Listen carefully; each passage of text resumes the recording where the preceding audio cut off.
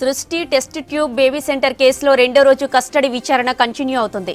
North zone DCP ఆఫీసులో A1 ప్రధాన నిందితురాలు నమ్రతతో పాటు A3 కళ్యాణి అచ్చాయమ్మ, A6 ధనశ్రీ సంతోష్ ని విచారిస్తున్నారు.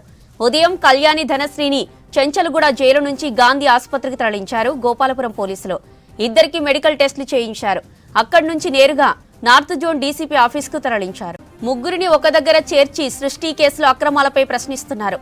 నిన్న నమ్రతను 6 గంటల పాటు విచారించారు పోలీసులు. ఈ రోజుతో మరో 4 రోజుల పాటు ఆమెను ప్రశ్నించనుండగా మిగతా ఇద్దరిని మాత్రం 5 రోజుల పాటు కస్టడీకి తీసుకుని ఎంక్వైరీ చేయనున్నారు పోలీసులు.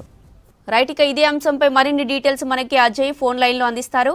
అజయ్, డాక్టర్ నమ్రతను రెండో రోజు కస్టడీ విచారణ అప్డేట్స్ ఏంటి?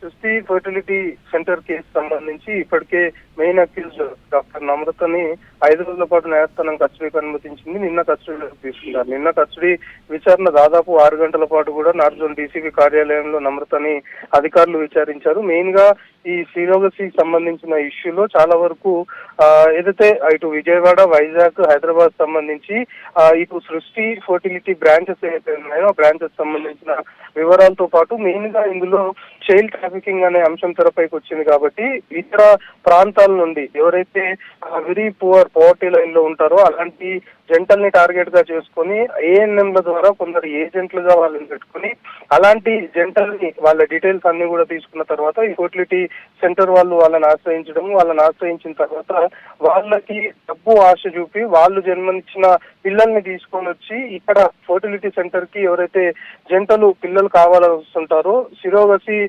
పేరు మీద వాళ్ళకి ఈ విధంగా వేరే వారి పిల్లల్ని తీసుకొచ్చి అమ్ముతున్నారు అనేది కేసు తెరపైకి వచ్చిన తర్వాత ఇండెప్త్ గా దీనిపైన దర్యాప్తు చేయాలని అధికారులు భావించారు. అందులో భాగంగానే మెయిన్ అక్యూజ్డ్ ఈ ఎంటైర్ ఫర్టిలిటీ సెంటర్ సంబంధించి డాక్టర్ నమ్రతని 5 రోజుల పాటు కస్టడీకి అనుమతించిన తర్వాత నిన్న క్వశ్చన్ చేశారు. ఈ రోజు కూడా నిన్న క్వశ్చన్ చేసిన తర్వాత ఆమెని గోపాలపురం పోలీస్ స్టేషన్ తరలించారు. గోపాలపురం పోలీస్ స్టేషన్ లిమిట్స్ లోనే కేసు నమోదైంది. కానీ నార్త్ జోన్ డీసీపీ పరిధిలో గోపాలపురం లిమిట్స్ ఉంటుంది కాబట్టి నార్త్ జోన్ డీసీపీ కార్యాలయంలో నిన్న మొత్తం కూడా క్వశ్చన్ చేసిన తర్వాత నిన్న రాత్రి గోపాలపురం పోలీస్ స్టేషన్ తీసుకెళ్లారు. సో ఈ రోజు ఉదయం మళ్ళీ గోపాలపురం పోలీస్ స్టేషన్ నుండి తిరిగి నమ్రతను నార్త్ జోన్ డీసీపీ కార్యాలయం తీసుకొచ్చి క్వశ్చన్ చేస్తున్నారు. ఇక ఇదే కేసులో ఇంకా నిందితులుగా ఉన్నటువంటి ఇటు A3 గా ఉన్న కళ్యాణి, A6 గా ఉన్నటువంటి ధనశ్రీ సంతోషులను కూడా 5 రోజుల పాటు న్యాయస్థానం కస్టడీకి అనుమతించిన క్రమంలో ఈ రోజు ఉదయం చెంచల్గూడ విమెన్ ప్రిజన్స్ నుండి వాళ్ళని కూడా కస్టడీలోకి తీసుకున్నారు. గాంధీ ఆసుపత్రిలో వైద్య పరీక్షలు నిర్వహించిన తర్వాత వాళ్ళని నేరుగా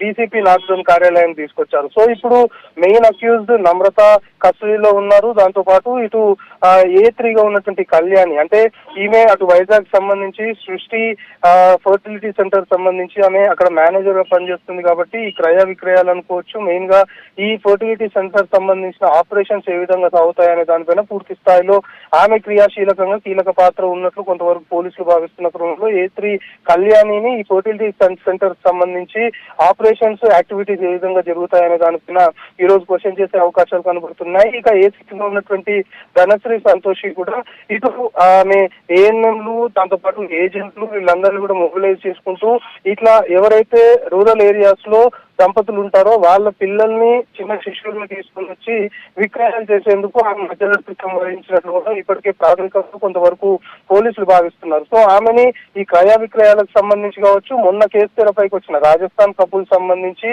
ఆ శిశువుని ఆల్రెడీ శిశు విహార్ తరలించారు. కానీ ఆ శిశువుని ఎక్కడి నుండి తీసుకొచ్చి విక్రయించారు అనే దానిపైన కొంతవరకు ఆమెకి పూర్తి స్థాయి సమాచారం ఉంది అని పోలీసులు భావిస్తున్న క్రమంలో ఈ క్రయ విక్రయాలకు సంబంధించి మెయిన్ గా చైల్డ్ ట్రాఫికింగ్ సంబంధించి ధనశ్రీ సంతోషి దగ్గర ఫుల్-ఫ్లెడ్జ్డ్ గా ఇన్ఫర్మేషన్ ఉంటుందని అధికారులు భావిస్తున్న క్రమంలో ఆమెని ఆ కోణంలో క్వశ్చన్ చేసే అవకాశాలు అయితే కనబడుతున్నాయి. సో మొత్తానికి ఈ కేసు సంబంధించి ముగ్గురు ప్రస్తుతం కస్టడీలో ఉన్నారు. ముగ్గురిని నార్త్ జోన్ డీసీపీ ఆఫీస్ కి కొద్దిసేపటి క్రితమే తరలించి ప్రస్తుతం నార్త్ జోన్ డీసీపీ కార్యాలయంలో ముగ్గురు నిందితుల్ని కూడా క్వశ్చన్ చేస్తున్నారు. ముగ్గురు నిందితుల్ని క్వశ్చన్ చేయడంతో పాటు వాళ్ళ స్టేట్మెంట్ రికార్డ్ చేస్తారు. మెయిన్ గా ఈ ఫర్టిలిటీ సెంటర్ మాటున ఈ ఇలీగల్ సిరోగసి కావచ్చు, లేకపోతే దాంతో పాటు చైల్డ్ ట్రాఫికింగ్ సంబంధించిన ఎంటైర్ వ్యవహారంలో ఇండెప్త్ గా ఏం జరిగింది అనే దానిపైన మాత్రం పూర్తి స్థాయిలో ఈ కస్టడీ విచారణలో అధికారులు ఊపిరాగే అవకాశాలు కనబడుతున్నాయి. జ్యోతి.